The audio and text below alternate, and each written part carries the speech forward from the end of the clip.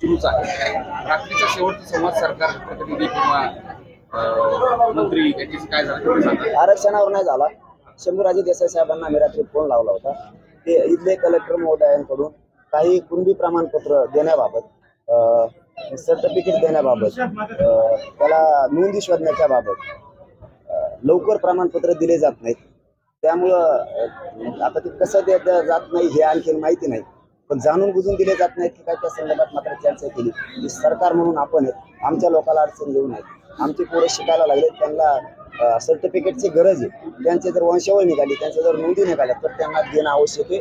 ते आम्ही शंभूराजे देसाई साहेबांना पण सांगितलंय आणि या धाराशिव जिल्ह्याच्या पालकमंत्री साहेबांना सुद्धा सांगितलं की सोडवा नसता आम्हाला धाराशिवमध्ये येऊन कलेक्टर ऑफिस पुढे पुऱ्या महाराष्ट्राला आंदोलन करावं लागणार आहे. त्यांनी सांगितलं 9-10 वाजायच्या आत आम्ही कलेक्टर महोदयाशी बोलून जे धाराशिव जिल्ह्यातले प्रमाणपत्र आहेत ते सगळे द्यायला लावतो आणि नोंदी सुद्धा शोधायचं काम सुरू ठेवतो हे त्यांनी सांगितलंय. एवढीच मात्र चर्चा झालेली, बाकीची नाही. धन्यवाद. धन्यवाद.